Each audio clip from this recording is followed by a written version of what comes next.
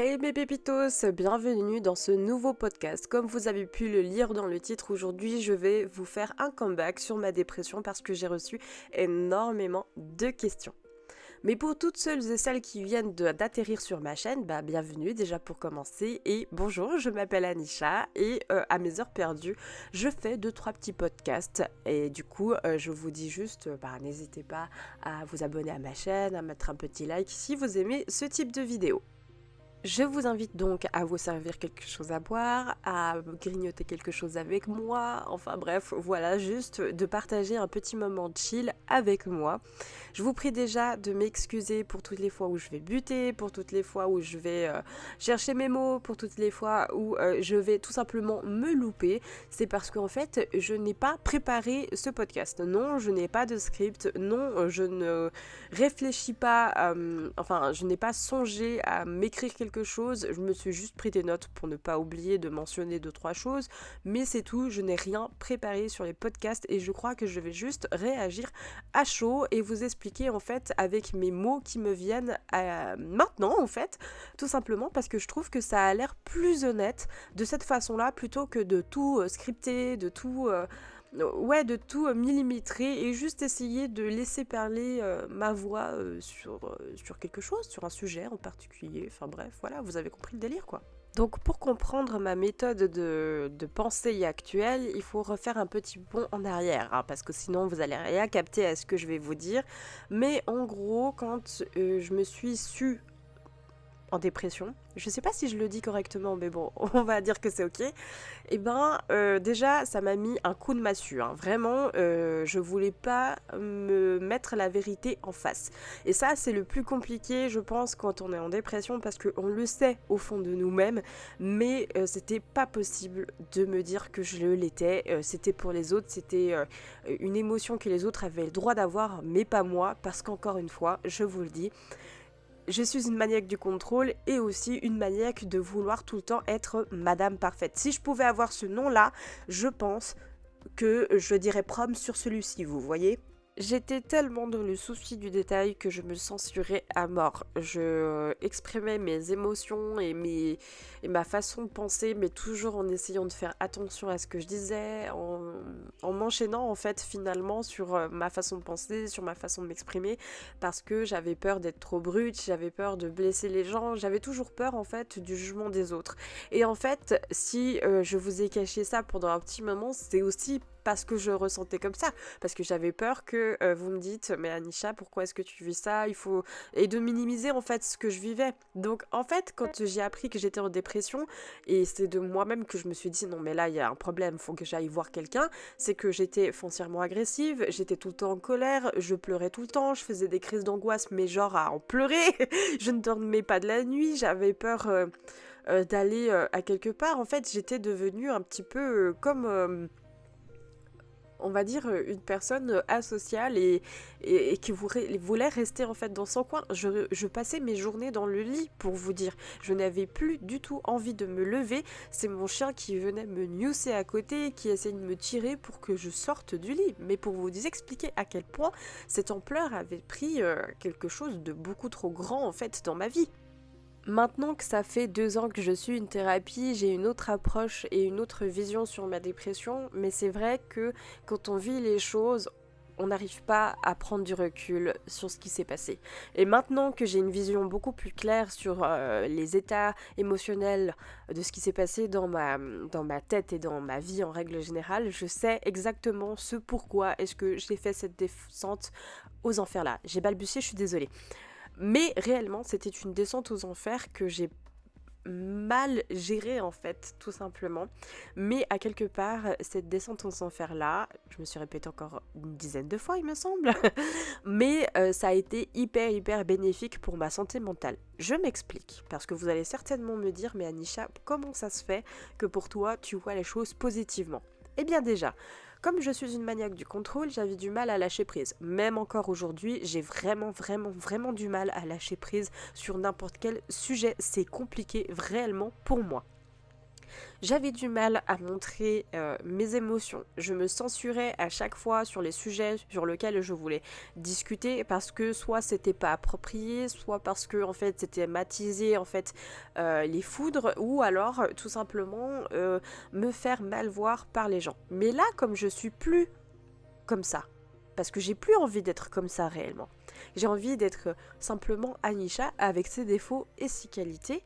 Et ben du coup, cette dépression m'a permis de me dire que en fait, je n'étais juste pas moi. Je m'étais joué de quelqu'un qui n'était pas moi. Certes, avec certaines qualités que j'ai, avec certains défauts, mais je brimais mes défauts de façon à ce que les gens ne les voient pas.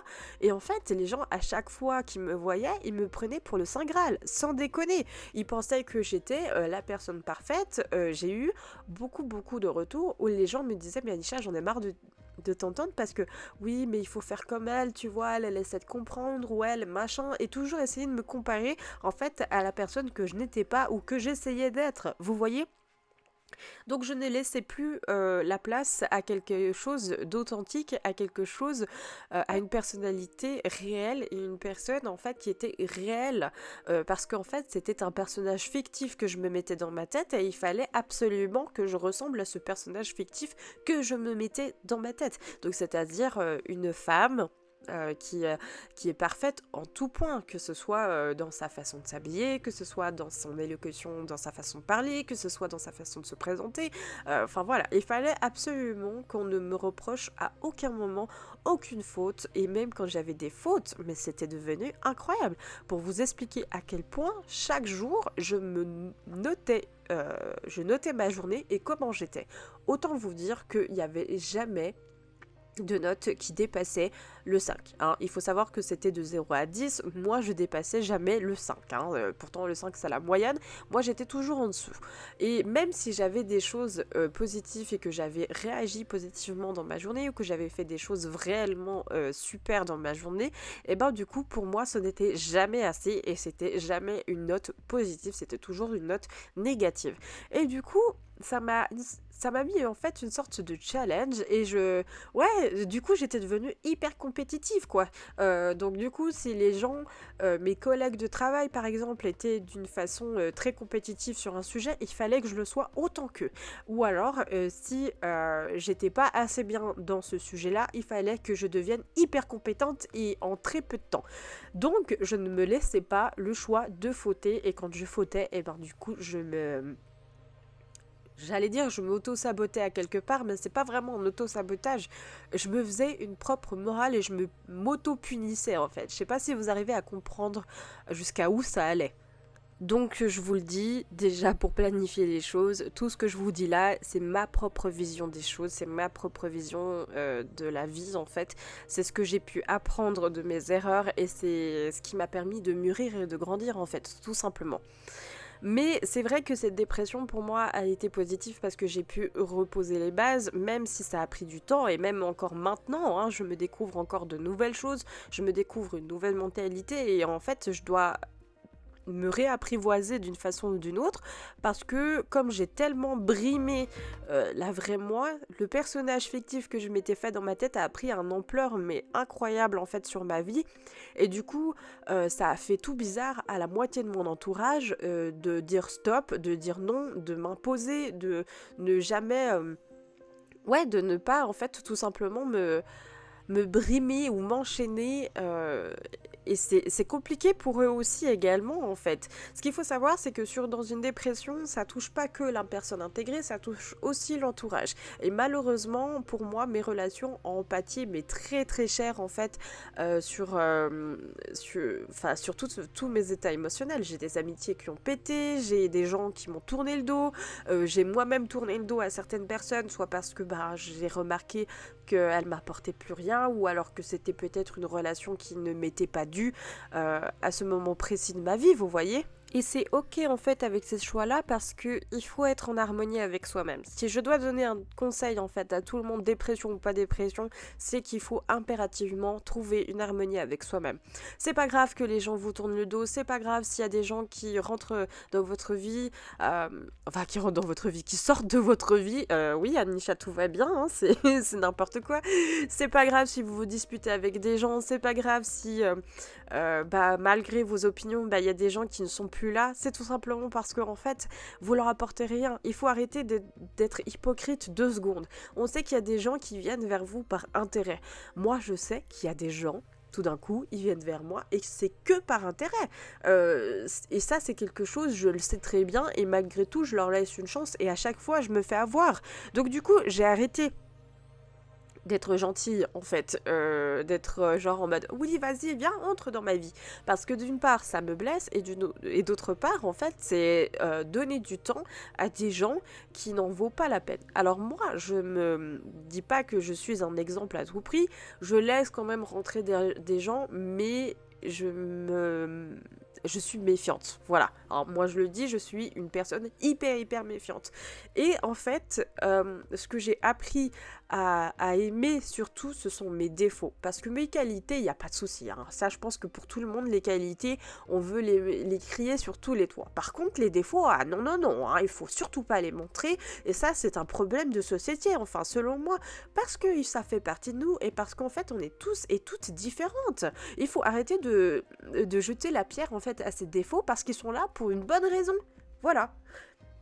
Il y a des gens qui vont vous accepter avec ces défauts, d'autres qui ne vont absolument pas vous accepter et c'est pas grave. Vous pouvez pas aimer. J'arrive plus à parler. Vous pouvez pas vous faire aimer de tout le monde. Et moi, c'est ce que je me dis aussi. Parce que dans mon but de perfection, c'était de me faire aimer par tout le monde. Mais c'est juste pas possible. Parce que à force d'être Madame Parfaite, il y a des gens qui vont vous détester parce que vous êtes parfait en tout point. Ou alors, quand vous avez vos défauts, et du coup, vous allez vous faire vous montrer du doigt parce que vous avez des défauts.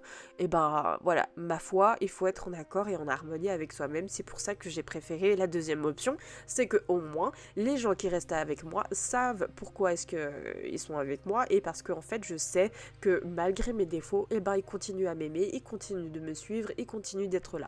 Et voilà, c'est ça que je me suis mise comme réflexion en fait dans ma tête et parce que je me suis promise une chose en fait quand je me suis vue au plus bas de ma dépression, c'est que plus jamais, mais plus jamais de ma vie, je veux me revoir dans cet état-là. La première personne que j'ai envie d'aider dans ma vie, ce sera moi-même. Et tant pis si les gens sont pas d'accord avec ma manière de penser. C'est tout simplement parce que pour une fois dans ma vie, et je vous le dis très sincèrement, j'ai pensé à moi. Et je pense à me reconstruire et je pense à mon bonheur personnel avant les autres. Parce que même si je sais que j'aime aider les gens, même si je sais que pour moi, le bonheur de mon entourage me fait autant plaisir que mon propre bonheur, je préfère donner mon bonheur d'abord à moi pour pouvoir donner du bonheur aux autres. C'est l'amour, c'est le self-love, c'est ce que j'essaye de m'inculquer en fait dans ma vie depuis le départ de ma dépression et depuis que j'ai réussi à mettre des mots, depuis que j'ai réussi à comprendre la mécanique de ce qui s'est passé en fait dans ma tête à ce moment-là et depuis que j'ai compris que il fallait plus refaire la même erreur, plus jamais de ma vie. À partir du moment où je me suis laissé l'opportunité d'être ma priorité, et du coup j'ai commencé à faire du tri. Et du tri dans mes amitiés, du tri dans mes états émotionnels, du tri dans ce que j'ai envie de ressentir, dans ce que je n'ai plus envie de ressentir, du tri dans ma façon de me percevoir, du tri dans tout ce que je voulais faire et remettre de l'ordre dans ma vie en fait, tout simplement. Une dépression, c'est quand il y a quelque chose qui ne va pas et en règle générale, il y a une origine à cette déprime à outrance, si je peux dire ça comme ça, mais il y a une origine réelle en fait à cette dépression. Ça peut être un choc émotionnel, ça peut être comme pour moi, tout simplement parce que je me suis pas laissé l'opportunité de vivre certaines émotions, qu'elles soient lourdes ou moins lourdes, j'ai tout de suite tourné la page et je me mentais à moi-même. Vraiment, j'étais le pur mensonge de ma vie et j'ai 26 ans à l'heure actuelle les gars. Je sais pas si vous vous rendez compte, mais je me suis menti je pense, depuis l'âge de 12 ans jusqu'à maintenant. Et c'est horrible de vivre comme ça, vous imaginez un petit peu? Alors bien évidemment, on va pas se mentir, ça ne veut pas forcément dire qu'on sort de dépression, qu'il n'y aura jamais de séquelles, hein. Ça ne veut pas dire que genre en mode «Oh je suis guérie, bah du coup je suis contente». Enfin si je suis contente, mais vous voyez ce que je veux dire? C'est-à-dire c'est comme en fait quand on se blesse, bah du coup il y a une cicatrice qui reste. Et bah cette cicatrice elle sera toujours là, simplement qu'elle a bien été soignée et que du coup ça restera une vraie cicatrice et non une plaie ouverte. C'est ça le but en fait, c'est de pouvoir penser ses blessures de manière correcte et de manière un peu plus judicieuse et vraiment de faire le point et de se remettre en fait les idées en place. Et ça, c'est ce qui a été le plus bénéfique en fait dans ma dépression. Mais au-delà de tout ça, j'ai cumulé des tocs incroyables. Genre du style, si c'est pas ordré et tout rangé dans ma pièce à vivre, je pète un câble. Je peux pas aller dormir sans que ma pièce ne soit pas rangée. Parce que pour moi, c'est une source de stress. J'ai besoin que tout soit ordré, que tout soit millimétré pour que je puisse enfin m'épanouir, me détendre et essayer de penser à autre chose. Typiquement, aussi également dans les tocs que j'aime pas trop ce terme, mais bon, on essaye aussi de faire un petit peu un effort, c'est tout simplement les endroits bondés. Quand c'est trop bondé, je stresse et je suis désolée, je parle du nez parce que les allergies, bonjour, le pollen, merci, mais quand il y a des endroits beaucoup trop bondés, et ben du coup je suis très très mal à l'aise, j'ai tendance à être hyper agressive parce qu'en fait j'ai juste qu'une envie, c'est de m'évaporer, j'ai juste pas envie d'être là. Donc du coup j'essaie de planifier ma journée de façon à ce que je me retrouve en fait dans des endroits qui soient pas trop chargés en monde. Pour là et en plus de ça, il faut quand même le dire, avec le Covid, moi ça m'arrange, je suis chez moi, je suis tranquille, si on fait des soirées entre potes, et ben du coup c'est soit chez des potes, soit voilà, c'est un peu partout sauf dans des endroits bondés, donc moi ça m'arrange franchement. Donc du coup, au bout de 2 ans de thérapie assidue où je suis vraiment des séances très régulièrement, que je vais chaque semaine chez ma psy, j'ai remarqué aussi également qu'il y avait un tabou autour en fait de la psychiatrie et des cabinets de psy, et je voudrais juste mettre les points sur les i par rapport au cabinet de psy, c'est que moi je vous le dis très sincèrement, je regrette amèrement de ne pas avoir toqué à cette porte bien plus tôt, parce que je pense que ça m'aurait évité tout ce que j'ai vécu en amont. Mais même si je sais que j'en retire que juste le positif et que je sais que ben voilà, maintenant je sais que ça va mieux, mais je regrette amèrement de ne pas avoir toqué plus tôt, franchement je vous le dis. En fait le problème c'est que même si j'ai une personne dans mon entourage proche qui travaille dans ce milieu là et que je connais bien en fait la thématique de ce métier, et ben je ne sais pas pourquoi, un peu comme tout le monde en fait, j'ai catégorisé ça comme que les cabinets de psy étaient réservés aux personnes foncièrement malades ou qui ont une déprime émotionnelle, etc. Alors qu'en fait pas du tout. On peut très bien ne pas être en dépression ou ne pas être malade psychologiquement, mais juste y aller pour pouvoir vider notre sac. Et je vous jure, ça fait super, mais vraiment du bien, quoi.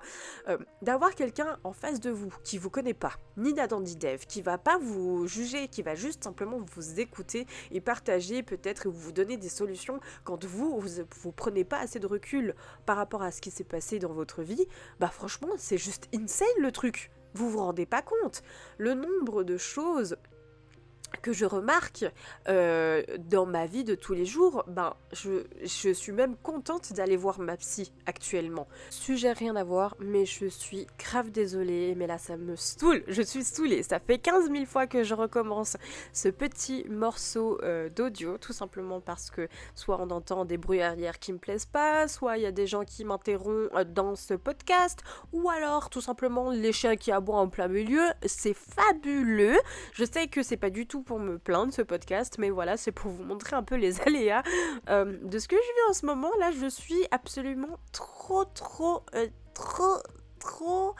comment est-ce que je pourrais dire ça en étant assez sympathique, en mode je suis absolument pas en train de serrer les dents. Bref, donc du coup je disais que mon psy en fait pour moi, ou ma psy plutôt, est considérée comme ma pote. C'est un moment que je prends pour moi, c'est un moment que où je me libère, je libère ma parole, je libère ma façon de penser, je ne retiens absolument pas ce que j'ai à dire. Il y a des fois où j'injure, mais des flots et des flots d'injures, je vous assure. Et à chaque fois, je dis je suis désolée parce que c'est pas juste pour vous, mais... Et elle me répond à chaque fois, je suis là pour ça. Encore petite parenthèse, si vous entendez des ventilations derrière le micro, je suis sincèrement désolée, c'est juste mon ordinateur, je sais pas ce qu'il est en train de me faire depuis ce matin. Il hyperventile, pourtant il n'y a pas de poussière, il n'y a rien, mais bon bref... À croire qu'il faut pas du tout que je fasse ce podcast, mais bon, je vais quand même le faire, malgré tout, voilà. Bref, donc je disais, pour moi, le plus important quand vous allez voir un psy ou que vous voulez consulter un psy, c'est d'avoir cette notion de confiance et de cette notion de feeling. C'est pas parce que vous allez voir un psy qu'il faut absolument que ce psy-là soit votre pote. Si ça fonctionne pas avec lui ou avec elle, ce n'est pas grave, il faut en chercher un autre. Le psy en question, il sera plus à même à comprendre que du coup le feeling, vous le ressentez pas, vous n'arrivez pas à vous ouvrir à lui ou à elle, enfin, il est pas là pour vous juger en fait, il y a des feelings qui passent, il y a des feelings qui passent pas, malheureusement c'est la vie et puis c'est fait comme ça. Voilà, faut vraiment pas se mettre une pression face à ça. Moi, j'ai eu énormément de chance parce que j'ai eu ma première psy qui m'a bien suivie, mais qui a été mutée à autre part. Et je vous avouerai que j'étais complètement effrayée pour la suite des choses parce que elle partait dans une autre ville qui est quand même une petite trotte. Pour moi, et j'avais envie de la suivre, mais en même temps j'avais envie de rester sur ce cabinet-là parce qu'il me plaisait bien. Voilà, vous entendez très certainement mon ordinateur qui est en train de s'exciter tout seul, j'en suis désolée, mais là ça me casse les couilles. Voilà, autant le dire, j'essaye d'être zen, mais là ça me casse littéralement les couilles. Donc j'ai préféré donner une chance à la personne qui la remplaçait tout simplement. J'ai eu énormément de chance parce que du coup je suis tombée sur quelqu'un, une petite perle et d'ailleurs je pense que je m'entends même mieux avec cette personne qu'avec la psychologue qui me suivait juste avant. Mais ça ne veut pas dire que c'est comparable ou quoi, c'est juste que voilà, le feeling s'est très bien passé, on s'en est entendu tout de suite sur quoi on a discuté, les échanges se sont faits tout naturellement, donc voilà, vraiment, il faut vraiment se sentir à l'aise quand on va chez un psy ou une psy, vraiment pouvoir libérer sa parole, libérer sa manière de s'exprimer et libérer ses mots, c'est très important. Et moi, dans ma démarche de thérapie actuelle, c'est tout simplement d'être à 100% transparente. C'est pas grave si je fausse, c'est pas grave si je dis là j'ai été nulle, c'est pas grave si je dis là je pense qu'ils sont juste bobets ces gens-là, je le pense et c'est ma manière de fonctionner et en aucun cas ils se permettent de juger. Seconde petite chose aussi que je voudrais mettre au clair avec vous, c'est pas que si vous allez chez un psy ou une psy, vos problèmes vont disparaître. Absolument pas. C'est pas eux qui vont faire le travail pour vous, ils vous donnent les cartes en main et les bons outils nécessaires pour faire en sorte que le problème ne devienne plus un problème, mais par contre le 80% de votre travail c'est vous qui le fournissez. Faut pas penser que du coup vous allez parler chez un psy ou une psy, ça va pas vous faire remuer des choses. Il y a même des fois où je suis sortie en fait de thérapie, j'avais presque envie de vomir parce qu'on a fait ressurgir des émotions trop fortes pour moi et ça s'est manifesté de cette manière-là. Ça veut pas forcément dire que c'est juste ou ça c'est en aucun cas pour vous faire peur, qu'on se mette bien d'accord, mais c'est des choses que en fait, j'ai remarqué que parfois le corps réagissait de lui-même et parce que aussi grâce à cette thérapie, j'ai pu apprendre à déchiffrer ce que mon corps me disait. Typiquement, quand j'ai les émotions beaucoup trop fortes, j'ai la tête qui tourne, j'ai envie de vomir et ça c'est quelque chose que je ne lisais pas avant. Ou alors quand je suis en période de stress, je fais de l'eczéma, ça c'est quelque chose que je ne savais pas. Mais voilà, on apprend énormément sur soi, on apprend aussi à mûrir, à se développer, à essayer de se comprendre et aussi à se déchiffrer, à faire en sorte de faire tomber les barrières qui chez nous étaient impensables et que au final, avec un peu de volonté, avec un peu de volonté, avec l'envie aussi, je pense, et avec le temps aussi, se laisser le temps, on finit par faire tomber les barrières, à essayer d'être en accord avec soi-même et ça c'est vraiment quelque chose que vous devez comprendre en fait. La mécanique d'aller chez un psy, c'est pas nécessairement pour se lamenter sur notre sort, c'est uniquement pour pouvoir évoluer, en tout cas moi je le perçois comme ça. Voilà, ce sera tout pour ce podcast. J'espère que cette petite update sur ma dépression, sur les avant-après, enfin voilà, tout ça, j'espère que ça a pu déjà quelque part peut-être vous aider ou aider des proches qui sont exactement dans la même situation que moi, qui ont pu vous faire peut-être ouvrir des yeux sur certaines situations qu'on ne parle pas, casser des tabous sur lesquels on ne parle pas non plus. Enfin voilà, moi j'avais vraiment envie de discuter un petit peu avec vous là-dessus et puis mettre aussi un peu mon veto sur ce qui se passe au lieu d'entendre des gens parler pour ma gueule. Franchement, je suis désolée si je parle d'une façon un peu brute, mais c'est pour vous expliquer un petit peu, parce que je dis rien, mais je le sais, il y a des gens qui parlent sur ma gueule et je le sais et ça commence à m'énerver. Mais voilà, en gros, les updates de ce qui se passe sur ma dépression, etc. Je sais que j'ai encore énormément de boulot à faire quant à moi, quant à mon évolution, ouais, pour que je puisse avancer, pour que je puisse me reconstruire, etc. Il y a encore du job, hein, je vous le cache pas. Mais je sais que je suis dans la bonne direction parce que je fais tout, en tout cas, et je me mets toutes les chances de mon côté. Et je pense que effectivement, quand on est dans cette espèce d'entre-deux, entre je commence à sortir de ma dépression mais je le suis pas totalement parce que on peut aussi très bien retomber dans ces vieilles habitudes, hein. Ça c'est pas non plus quelque chose à prendre à la légère parce que c'est plus facile pour nous, et d'essayer de lutter contre ça pour être la veilleure, oui bien sûr Anisha, la meilleure version de nous-mêmes. Franchement ça c'est la chose qui me motive le plus, c'est d'être la meilleure version de moi-même et d'être la version la plus vraie en ce qui me concerne. Et je pense que le fait de vous partager un petit peu tout ça, je pense que ça me fait du bien. Je pense que ça vous permet vous aussi de comprendre certaines choses quant à la dépression. Et j'espère en fait avoir pu vous faire partager un maximum de ma vision de la vie et de ma vision de la chose en fait. Voilà. Bref, je vous le redis encore une fois, mais si vous n'êtes toujours pas abonné à ma chaîne, vous pouvez le faire. N'hésitez pas à partager cette petite vidéo podcast, à mettre un petit j'aime aussi, ça me ferait hyper plaisir. Et je vous fais de gros bisous et je vous dis à très bientôt pour un nouveau podcast.